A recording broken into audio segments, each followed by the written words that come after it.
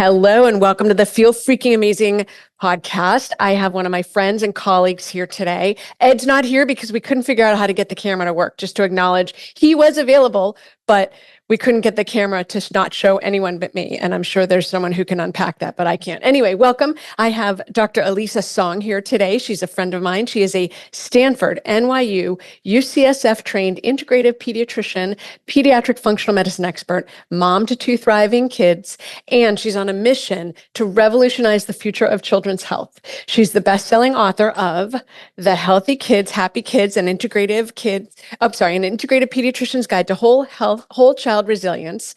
Dr. Song created Healthy Kids, Happy Kids as an online holistic pediatric resource to help practitioners and parents bridge the gap between conventional and integrative pediatrics with an evidence-based, pediatrician-backed, mom-approved approach. So Elisa, welcome. I'm so happy to have you here. Oh, I'm so excited to be here. I'm sorry to not see Ed, but I love seeing you.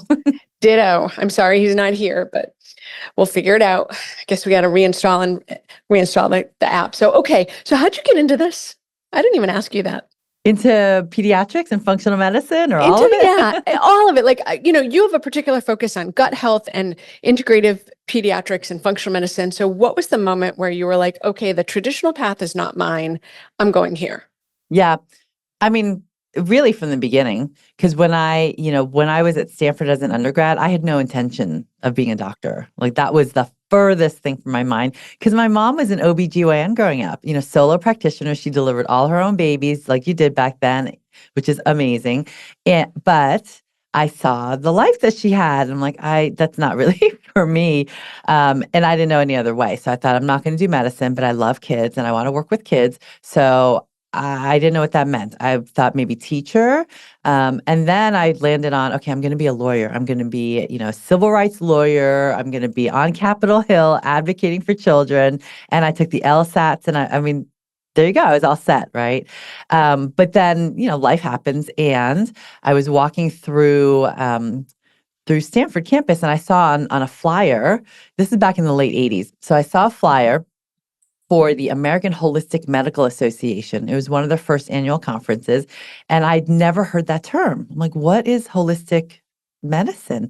And I also, at that point, had already started kind of a mind-body journey, reading like Shakti Gawain and all these other books on creative visualization and manifestation. So I thought, well, let me check it out. And so I went, and I was floored. I'm like, this is amazing.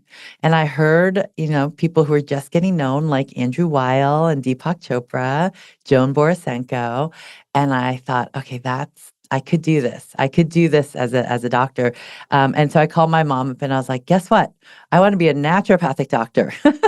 And in the 80s. That's right, in the 80s. I want to go to Bastyr. And she's like, what's that? I mean, that was kind of the common refrain. What's that? And nobody said, don't do it. But I also didn't get, yeah, you should do it, right? It was more like, sure, that sounds great, but maybe you want to go to medical school first, right? And so that's how that happened. I mean, I landed there, and I actually wanted to do integrative. I mean, it was called alternative medicine back then, right?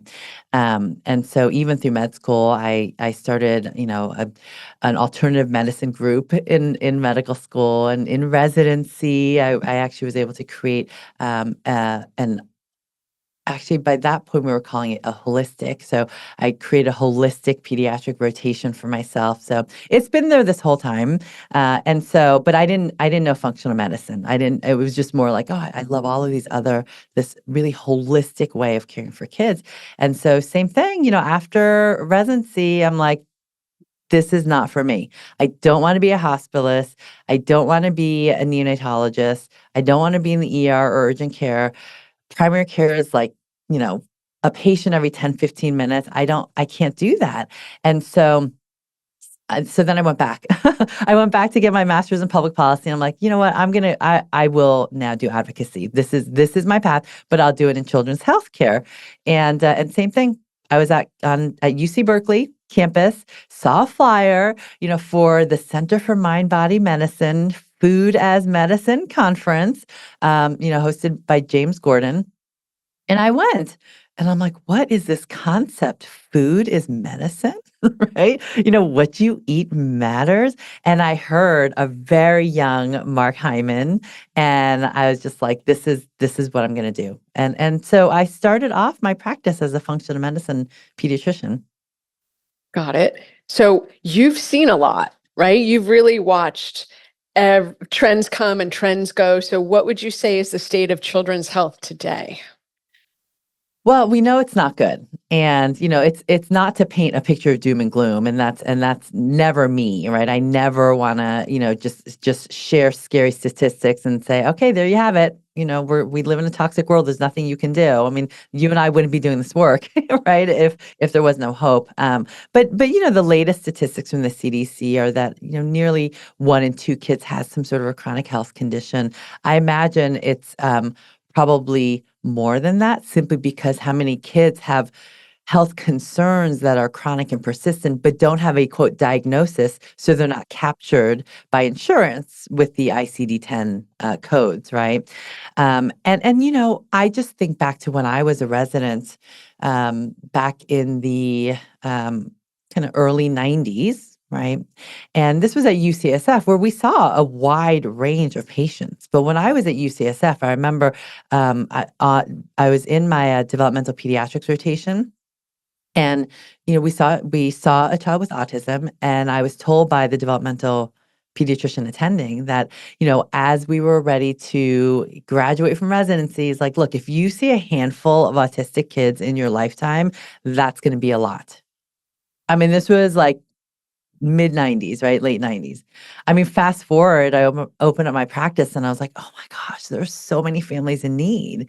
And when I was in training for kids with eczema, we were told never, ever put anything stronger than hydrocortisone 1% on the face, and you never put steroids in the diaper area. And now, I mean, they're getting lathered with stronger and stronger, steroid topicals, and being put on, anti kind of immunosuppressants regularly, antimicrobials. I mean, you name it. And so, and I also tell my families in my practice who really can hardly believe it, there was no such thing as sensory processing disorder back then, meaning like we just never saw it and it wasn't diagnosed. And there was no such thing as type 2 diabetes. It was called adult onset diabetes because kids didn't get it. So that's not, I mean, it's a while ago, but not that long ago. And things have changed Right. dramatically. So why do you think that is? I mean, I know that I'm all about toxins and environmental screws. So why do you think this is happening? Well, I think environmental toxicants play a huge role. I think, when we look at how much our health has changed and our genes haven't changed alongside, we know that there are things that there are in lifestyle, environmental factors that are really pulling that trigger, that are really tipping us over into poor health and our kids into poor health. For me, it really comes down to, for most kids, how their microbiomes start off in life and what tips their microbiomes over into a less than optimal pattern that then can set the stage for a higher risk later on of metabolic disorders, hormone disorders, neurologic, neuropsychiatric disorders, immune dysfunction, and autoimmunity. So looking at that, and what's fascinating is as you look at how children's microbiomes have changed in the last century or so, adult microbiomes are following, I mean, they follow a very similar pattern. And here's the thing with environmental toxicants. We know that many of them are classified as endocrine disruptors, but almost all of them have also been found to be really profound microbiome disruptors. So there's not, you have to think what else is disrupting their microbiomes. It's so many of the factors that are present in our modern world, but that we also have control over, which is the great news. Well, I think you just said something that totally triggered my thought process, because we talk a lot about glyphosate in our practice, and glyphosate is the most common herbicide in the world, and its use doubles about every 7 years, but it's everywhere. And it's implicated in a number of issues, but predominantly outside of the cancer and the liver issues, it doesn't directly harm you, but it harms the bacteria in your gut that are protective. And so if you have a developing gut and it's harming those good bacteria, it makes sense that you now have a whole generation of children exposed to glyphosate who are their gut microbiomes. It's more just in my brain that it's killed the good guys and the bad guys don't have the pathway that respond to what glyphosate disrupts. And so the bad guys grow and the good guys are dying. Yeah. Are you? I mean, that 100%. I mean, some of the listeners may know that glyphosate was patented by Monsanto as an antimicrobial.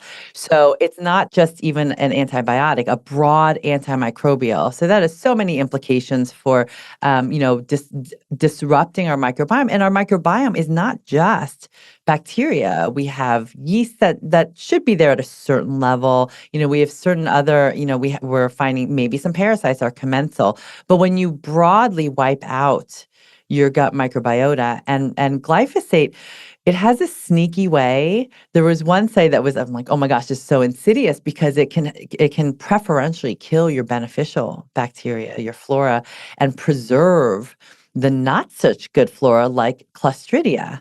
And so we get this process. We often think of gut dysbiosis or an imbalance in your gut microbes as, oh my gosh, there's a lot of bad stuff.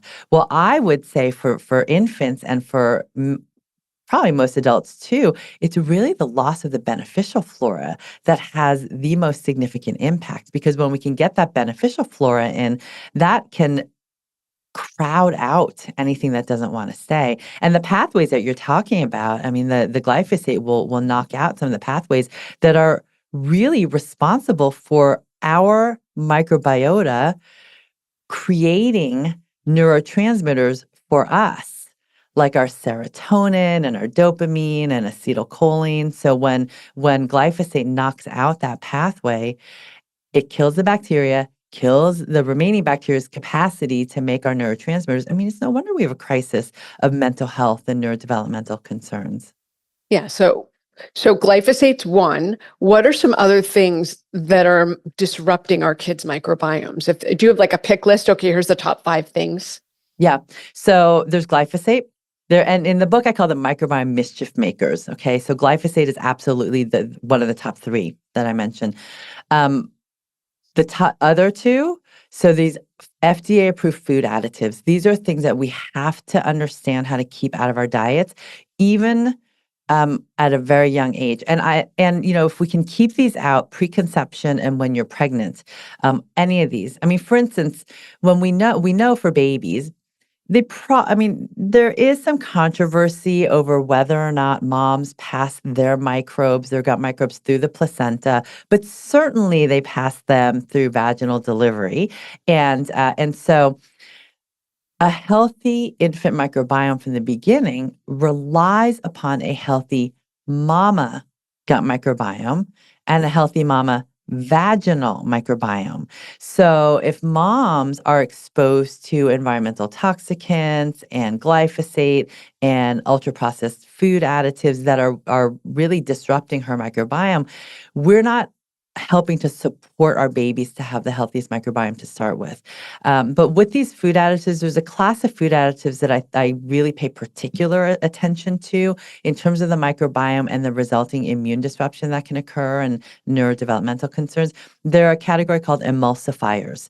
So emulsifiers in some countries, the rapid rise of emulsifiers in food products has been also correlated with a really rapid rise in autoimmunity.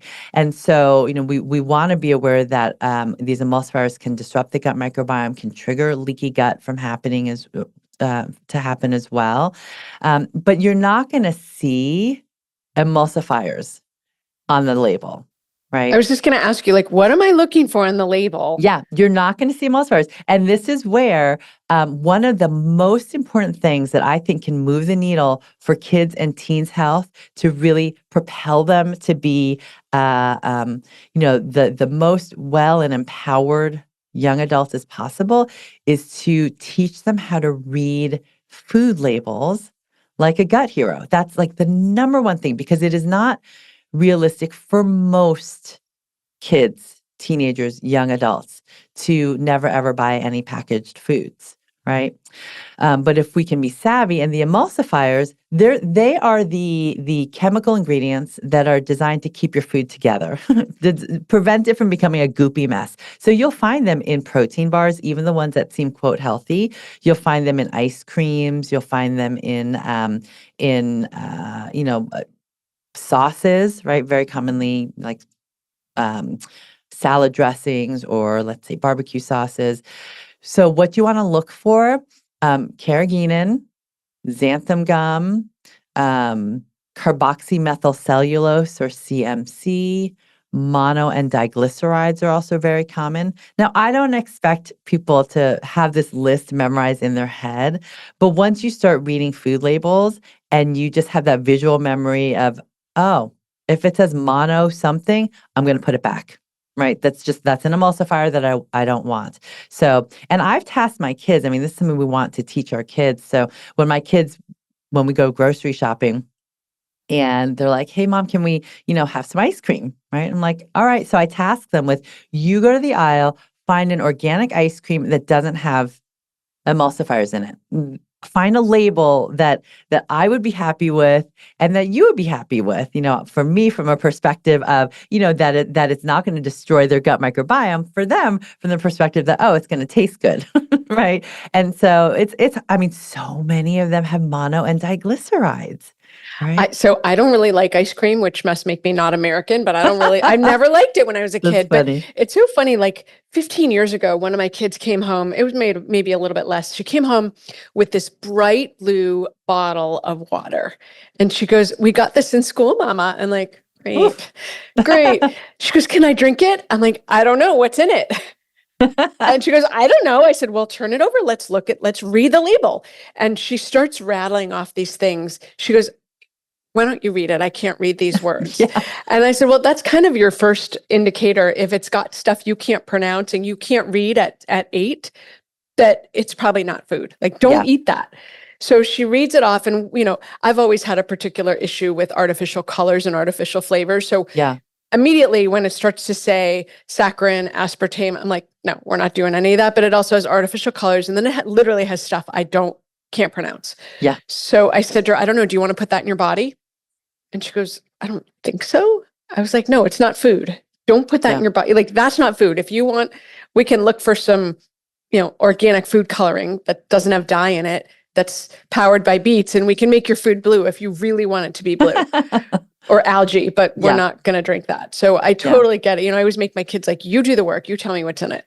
Yeah. Well, and we want them to do that work because then it empowers them for when they're out with their friends and all their friends are buying a bag of Takis with monosodium glutamate and red dye 40 and all of that. And to find a bag of chips that they can all hang out, eat their bag of chips. They're not left out, but they're buying chips that they know aren't going to harm their brain or their gut or their immune system. And, the truth is sometimes our kids will choose that other thing, right? And so if they do, and, I cringe a little bit, but then it's really important to make sure that they then check in with their body and their brain and just notice, how do you feel after that, right? And I mean, I've had kids in my practice choose not to have the Gatorade after practice because they've noticed that after they have that, they come home and they're angry and agitated and irritable and can't have fruitful play dates with their friends, and so they're like, it's not worth it to me, right? So we want kids to make that informed decision. All right. So we have glyphosate. We have emulsifiers. What else is on that list of things that disrupt the microbiome? Added sugars. Added sugars are sugar's the devil, man. Sugar really is. You can link virtually every chronic disease in kids and adults with sugar dysregulation, insulin dysregulation, and and I mean, when I check, and so as a functional medicine pediatrician, I check more blood work than most other pediatricians, right? And when I have the opportunity, I love to check fasting blood work. And I love to check fasting insulin and fasting glucose in children. I also do check a hemoglobin A1C, but that is rarely in kids. at a range that I'm worried about. The reason being is, I'm guessing for most kids, they're on a sugar roller coaster. So they have a lot of highs, a lot of lows. And so the average looks perfect, right? So I explain that to kids. I'm like, look, the average doesn't mean that you're always in a good state. It could mean that you're having a lot of highs, a lot of lows, but your average looks great. But when we look at a fasting glucose matched with a fasting insulin, and I see slim, active, athletic, physically appearing fit teenagers and middle schoolers with an insulin of 17, 18, 22, which is more and more the norm. So just for listeners, right? The average, so the normal insulin range will vary a bit by age, but for Quest, it's usually under 18 they'll say is normal. But normal, we know in functional medicine, is not optimal, right? So I want kids and anyone for that matter to be under 5 if they can. Well, when you see an insulin of higher and sometimes outright high, I tell kids, look, you are heading into a pre-diabetic state and your body is not responding to blood sugar. Your body's insulin production is not matching. This is the road, the path to chronic inflammation, right? And all the things that we don't want you to have when you're in your 20s, 30s, 40s, or later. And so what is one of the most causative factors? It's the added sugars. And sometimes, even, so we'll start with the family and the teenager who is really trying to eat, their healthiest and watching the sugars. But they don't realize how much the added sugars add in. And that's where reading the labels really, really matter. Because if they don't, they could be like me before I started reading every label and buying the Greek yogurt, yay, protein and probiotics, that's vanilla flavored, thinking this 21 grams of sugar. Yeah, thinking it's so like healthy, and it's 21 grams of added sugar. Or your teenagers who are thinking, oh, I'll have an acai bowl for breakfast. And it's like, wow, that you don't realize what a sugar bomb it is until you read the label. Or even something like, there's one of Dave's Killer Breads, multi-grain, 21 seeds. You're like, wow, this is so good, high fiber. And yet you turn it over and one slice has 4 grams of added sugar, which is 1 teaspoon. Right. So literally you're sending your kids off with 2 teaspoons of sugar in their sandwich, not to mention the added sugar in the jam that you're spreading on. So we just have to read. And I give an example in the book because kids should have no more than about 25 grams of added sugar in a day. And that's no more. You can certainly have less. There's no lower limit. But 25 grams, I mean, that's not really, it doesn't hit home for kids. So I tell them 25 grams, that's about 6 teaspoons of white sugar. So then you can visualize 6 teaspoons of white sugar. And so then when they look at a label and they see, oh, okay, this particular, drink that I would like has 35 grams of added sugar. Okay, let's calculate 35 divided by about 4. That's about, whoa, that's almost 9 teaspoons of sugar right there, right? So it just helps them think and understand how insidious it is. And so I have kids and parents just take a sugar inventory. A normal day, no judgment, but just know where you're starting from. Because when you know where you're starting from, then wow, I didn't realize my sandwich bread had this much added sugar. I'm going to look for another one that has less added sugar in it. Right. I mean, think about a can of Coke has 39 grams of sugar in it. Yeah. So and the RDA is 40 grams, but that's for an adult. So I used to say to my kids, take your weight, let's turn it into kilograms. And you shouldn't be eating or drinking more than your kilograms in grams. Not to say that you multiply it out, but if you weigh 30 kilograms, then you really shouldn't be drinking more than 30 grams of sugar or eating 30 grams of sugar in any given day. And the goal would be less. So I used to do it by their weight in kilograms, just because I would be like, this is too much sugar for you. You're too little. Yeah, it's just for like sure. And then, and so let's take these teenagers and these middle schoolers, the most common culprit is really, it's those sugary drinks, but not even a Coke. It's like the boba tea that they're going out with for their friends, or the Starbucks Frappuccinos that they're getting and thinking, oh, well, I just, I had a hard workout and I'm just going to hang out with my friends and, go get, a mocha frappuccino, whatever, with, 2 pumps of caramel that has 54 grams of added sugar. So it's just to be mindful and knowledgeable about that, because the average teenager today has about 34 teaspoons of sugar in a day. So what is that? 200 grams of sugar? What is that? 34 times 4.2 is like 156, I think, if Holy I do the math, smokes. right? Okay. I mean, crazy. So, but that's, and this is even people who are not, I mean, they're not realizing. And I think if you realize and you have your eyes open, then you can at least make that informed decision. That's what we want. So a teenager might say, I still am going to have this Frappuccino with, 40 grams of added sugar. All right. Well, then how about we build a health bubble around that? Let's cushion it so that, after, when you come home, we have a really balanced dinner. We balance it out with really great fiber and, getting a lot of color and phytonutrients, not artificial, but phytonutrients in our diet so that we can cushion the impact of whatever you just had. Have you ever done a continuous glucose monitor on yourself?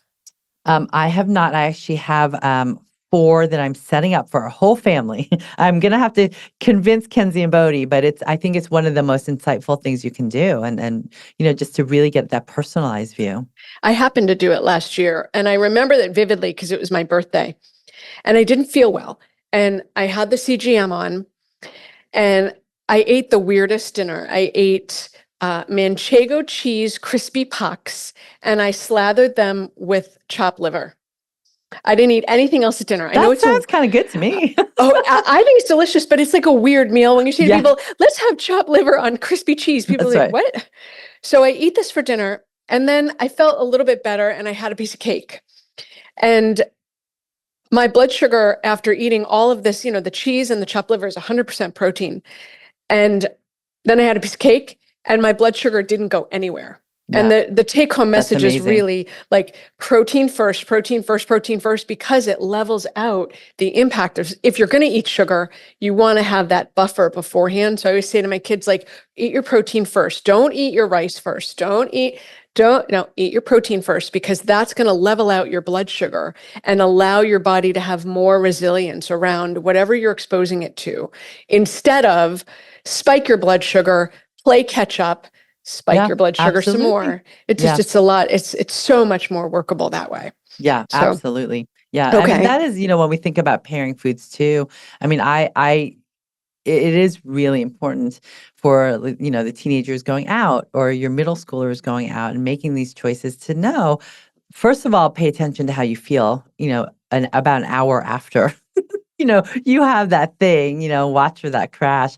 But then also notice if you compare it, with some protein and healthy fats first, then notice how you feel. But yeah, the CGM I think that really would be one of the best steps especially for curious middle schoolers and teenagers to really know, like, what is the impact on me? Like if if you're an athlete and you want to be the top of, in your whatever you're want to be the fastest soccer runner, more accurate goal, or faster on the mile, whatever your goal is, if they realize how much sugar is impacting and their microbiome is impacting their athletic performance and can see this immediate feedback, in what they're eating, that's just such an amazing way for them to then make those decisions and understand what's going to optimize their chances of reaching their goals.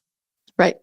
So, okay, so we have sugar, glyphosate, emulsifiers. Is there anything else in that nasty sort of do not fly category? Not so much in the food. Well, yes, I mean the artificial dyes, anything that's artificial, we want to keep out. But I think one of the most insidious microbiome disruptors that people don't really think about is psychological stress. And so, that is an area that I think, parents, kids, teenagers, so important to understand how to optimally manage stress and restore nervous system regulation in order to also optimize their microbiomes and their brains. And so, I think we just have this crisis of loss of resilience in our kids and our teens, but we're seeing that with adults too. And Let's take a step back, Elisa, yeah, just for the listeners. So, when you talk about psychological stress, what I'm hearing is when you're stressed, you're shutting down digestion. You are no longer restoring or resting. You are losing resilience. And when you shut down digestion, your food sits in your gut and rots. And then the bacteria that are designed to digest you when you die, the anaerobic bacteria, they come out to play because the food is rotting. And then you have an increase in gas and bloating and dysbiosis and discomfort. But the other thing you want to look at is when you're stressed, your adrenals say to your liver, hey, don't detox because we're stressed. And then the adrenals and the liver say to the gut, stop the presses. This is not a priority right now. So it's important to understand that it's actually on a biochemical level. You will alter your gut microbiome from having sustained, unremitting stress, whether it's physical, emotional, chemical, social, whatever it is. yeah, absolutely. It'll shut it down. Yeah. And the really fascinating thing is that psychological stress, we know that psychological stress can create just as much inflammation in our body, maybe even more than any physiologic stress, any infection. But psychological stress can also trigger the release of zonulin, which zonulin is a marker for leaky gut. It's released by our small intestinal cells when the junctions become leaky between them. So it's going to have a direct impact also on the function of your entire microbiome system. And so when we think about that, and one thing that you said that I think is really, really key, that when we have sustained unremitting stress, so the reason why that's key is because I think as a society, and certainly for our kids and teens, have lost a lot of our stress tolerance. Being stressed for an exam, that's entirely appropriate, right? Being stressed, because you had an argument, with your friend, that's an appropriate response. So many of our teenagers and our kids now don't want any stress. Many parents don't want their kids to have any stress. All stress is bad. And we have to recognize that there's two sides to the coin. Stress is not bad in and of itself. Stress is an adaptive response. And it's simply your body's response to getting ready for something. And so we need that stress, and then we need to recover from that stress to develop that memory of how to do it even better the next time. It's the same thing with inflammation. Inflammation in and of itself is not bad. It's if it's sustained, chronic, persistent. And so we need to have the tools to learn how to manage stress in an appropriate way. I want to go back to the zonulins too, because you're 100% right. And we've said two magic words in this conversation that always set me off. One is glyphosate and the other is zonulins.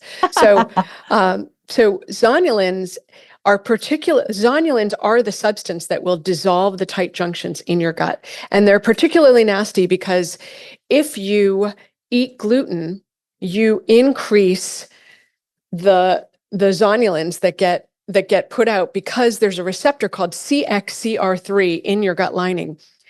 And if you eat gluten, you have this, right? Anyone in the world has it. Yep. But if you have one or both of the genes for celiac, you have more of these receptors. You make more zonulins. You have more leaky gut that's sustained for periods of up to 4 hours when you eat gluten. And the reason this matters for our kids is that 40% of the population has one or both of these genes. So if anyone eats gluten, you create a state of leaky gut. But if you eat gluten and you have this gene, it doesn't last for 15 minutes. It lasts for 4 hours. And then layer on the standard American diet, which is bagel or cereal for breakfast and a wrap for lunch or sandwich, and then pasta with chicken for dinner. And you've created a scenario where now not only is the gut open for 12 hours, but the decrease in the gut microbiome that's occurred from the emulsifiers and the glyphosate now creates a scenario. Oh, and by the way, your stomach acid is probably low because you're stressed. So now we're not killing the bacteria. They're getting through the lining of the gut. They're getting into the body and the food particles and the toxicants. And now our body is on fire. Yeah. Yeah. Here we are. Yep. And I want to highlight something you said. I love how we're like, two peas in a pod. Yes. Just go back and forth. So that gluten can trigger this reaction in anybody. Even if you don't have celiac disease, even if you don't carry celiac markers, it can happen to anybody, which is why having gluten on a daily basis can eventually wreak havoc with your child's gut, their gut immune system connection, their gut brain connection. So it's really important to recognize, and also why when we're thinking about restoring a disrupted gut microbiome, healing leaky gut, removal of gluten is so important. Also, casein can have very similar reactions as well. And so it is, because a lot of parents ask me, and some of the kids, of course, you let them know, okay, we're going to heal up. Let's kind of remove anything that's offending. And we talk about gluten. And some kids, right? Mindset, right? Some kids are like, okay, that's fine. I'll do it. And, because I want to feel better. I want my gut to heal. And, other kids, I'll do anything but that, right? so that takes a little bit more work, right? But and more coaching, but it is really important for people to understand. So I know you're all about the microbiome, Elisa. So talk to me about, in the course of life, infections happen. And as a parent, it's always this like fine line between am I going to give my kid antibiotics anytime they're sick, or how do we determine that? So when kids get sick, can we talk about what are the things that as parents we should be asking the pediatrician, looking for, contemplating? Like, how do we evaluate this as a parent? Yeah, it's so important on a number of different levels. So just from a global public health standpoint, we know that many antibiotics are inappropriately prescribed, either for viral infections that aren't necessary or just a broader spectrum, meaning they kill more bugs than they need to, right? So we are now at a place where antibiotic resistance could become a leading cause of death worldwide by 2050. I mean, that's right around the corner. That's our life. Right? That is our life. And that's our kids' lives. That's our grandchildren's lives, right? And we're also in a place where we know from many studies that up to 70% of antibiotics prescribed for children are inappropriately prescribed. So this is really important for parents to understand. Now, parents, grandparents, anyone listening to this podcast, I know you're not the parent who goes to the ER with the sole goal of walking out with an antibiotic prescription, right? There are parents like that. I used to work in urgent care in the ER, and yeah, you can tell that is something that some parents would like. Most parents, like you guys listening, want to use antibiotics if they're absolutely necessary, but also want to be judicious about using them and know that they really are necessary. So there are a couple of things. In the book, I give 6 questions to ask the prescribing doctor before you start antibiotics. The number one question, the most important question, and this is even for you as an adult when you're prescribing an antibiotic, the number one question to ask is, hey, doc, is this really necessary? Because you might think, well, of course, they're only going to prescribe it if it's necessary. But here's the thing. Some studies have found that doctors can be twice as likely to prescribe an antibiotic, even if they don't think it's necessary, if they think that the patient wants it.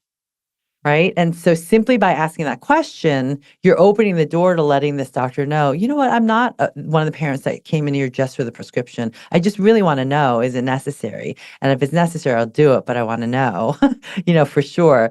And then, ideally, which is unfortunately not going to often be the case, but ideally, they would also be able to tell you if it's not immediately necessary, Are there some other options from maybe an integrative or a natural standpoint? What would happen if I waited on this antibiotic to start? Are there any tests to confirm that it is bacterial and that it needs to be, an antibiotic is needed, right? That last question, any test, especially important when it comes to strep throat, because I have had kids go to the ER over the weekend, really sore throat, pus on the tonsils, looks terrible. And the doctor says, I can tell just by looking at strep. So here's the antibiotic prescription. I can guarantee that there's not a single practitioner out there who can diagnose strep simply by looking or saying that it smells like strep. I've heard that too, right? You need to have a culture at the I would say a rapid strep and a culture, because the worst sore throats I've seen are actually viral. I mean, Epstein-Barr mono can cause if the same or even worse And COVID appearing now. pharyngitis and COVID as well. COVID's nasty sore throats. Yeah. Okay. Okay. So let's fast forward. It's necessary. There's no other treatment. It's going to get worse if we don't treat. We give their kid or ourselves the antibiotic. How do we restore the disrupted? Because antibiotic is not selective. So we're now essentially scorching the earth and killing all that hard work and getting rid of the good bacteria. So how do we rebuild that disrupted microbiome? Yeah, so that's really important because antibiotics really are the single biggest, most significant acute disruptor of the gut microbiome. We can consider psychological stress as the most important chronic disruptor. But when we think about antibiotics, like you said, they immediately, I mean, they don't care what they kill. They don't kill selectively. Although what's also insidious, similar to glyphosate, some of these antibiotics will preserve the pathogenic flora, which is why we see C. diff infections after antibiotics, right? Sometimes Clostridia, Klebsiella, they're protected. And those are the kind of bacteria that we don't want to stick around. So ideally, in the ideal world, what would happen is when you're taking the antibiotic, your child's taking the antibiotic, we would use and give a clinically backed probiotic that is known to restore your gut microbiome after disruption by antibiotics, right? And there are, in the book I list specific strains, but there are some broad spectrum probiotics that do have these strains in them. I also add a beneficial yeast probiotic called Saccharomyces boulardii because that in children has been found to reduce the incidence of antibiotic-induced diarrhea. But it's not enough to just sprinkle back in the probiotics because they need a place to call home. They need a place to stay. They need to want to stay. And so we need to create that environment and make sure we're nurturing your child's microbiome with the food that these beneficial flora need to grow and thrive. And that might mean during the antibiotic course, you're giving them a prebiotic supplement, but we also want to make sure that there's a good foundation there. And that's all about really getting in your fiber, your phytonutrients, your fermented foods. In fact, one study out of Stanford found that fermented foods was better at improving microbiome diversity than fiber. It didn't mean fiber wasn't important, but in terms of that one particular marker. And then antibiotics can also, some of them trigger leaky gut. So we're giving gut supporting nutrients like your omega-3s, zinc can be really important, quercetin, glutamine. So whatever regimen you have, I have a gut reset plan that I work through patients with. But then we need to remember for parents, it's not just one and done, right?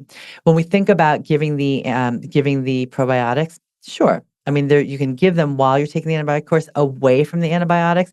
I would continue on for maybe a month or two, but your gut wants to return to the state it was in before antibiotics were given. It likes to bounce back. And so we want to make sure that even as we're moving forward or starting before antibiotics, that we lay the foundations for an optimal microbiome for your kids and teaching them how to do that for themselves. And that's why I have in the book the 5 things that create microbiome magic that you can do every single day. 5 things every day. I'm not adding on another thing, but 5 things that we can think about that are going to enable and establish an optimal microbiome to begin with so that whatever disruption occurs, it can bounce back to that state. Because things like environmental toxicants, I mean, we're never going to get rid of them completely. Doesn't matter how clean you're living. I mean, we are going to have forever chemicals in us. I mean, microplastics are going to be in us. We can't completely avoid them. So the key is laying down those foundations every single day. And I think this is a good point to remind the listeners that don't forget your gut runs your body. So if your gut is dysfunctional, that essentially serves as the domino effect for all of these chronic autoimmune cancer, degenerative diseases, all the things that make us suffer. So this is really important. And what I'm hearing, you focus on kids, but it sounds like people can do this for themselves. Healthy Kids, Happy Kids, get the book, read it, but apply it to yourself too, right? Like, don't just map it for your children, map it for yourself, because why do it just for them and not you?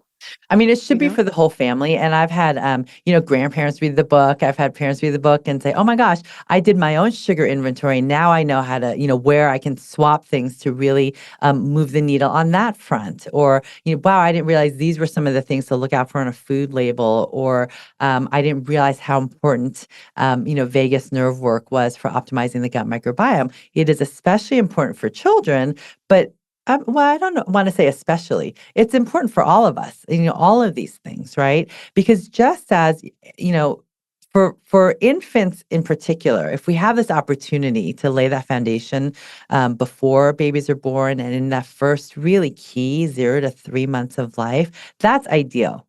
I would love that because some of the research now shows that any disruption to your baby's microbiome in the 0 to 6 months of age, so for instance, babies who received antibiotics or antacid medications in the first 6 months of age are have an increased risk of virtually every single allergic disease like hay fever, eczema, asthma, even anaphylactic food allergies by the time they're 4.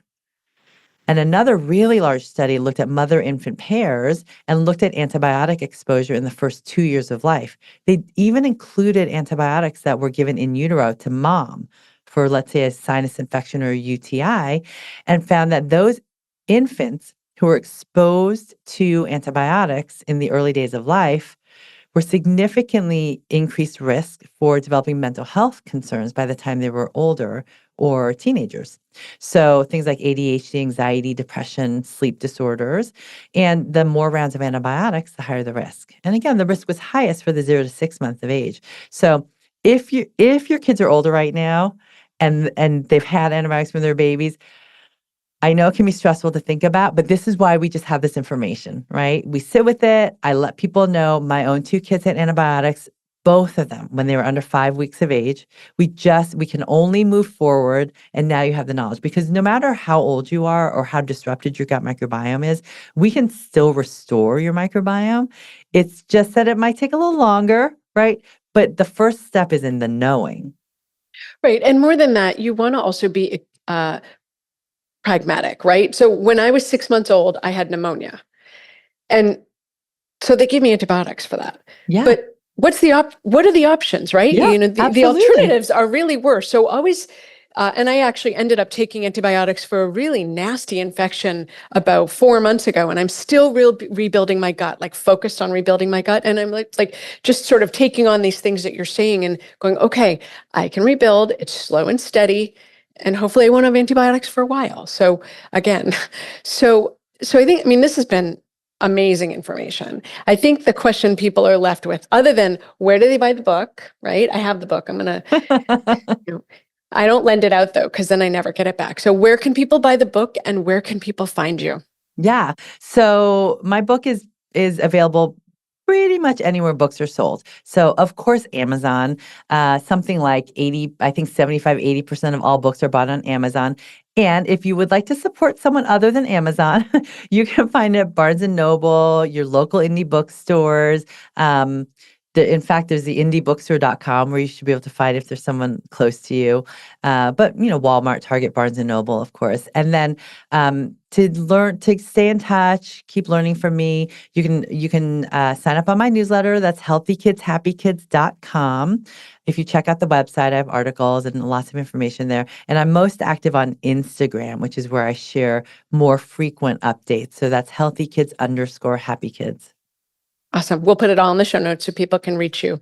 So for the listeners, thank you for joining us for another episode of the Feel Freaking Amazing podcast. And I hope you enjoyed this episode. Dr. Elisa Song, thank you for being here. This was awesome. And it's such a pleasure to have you on the podcast. Well, thanks for having me. And I get to see you in not too long. So Exactly. All right, y'all. Have a good day. Stay well.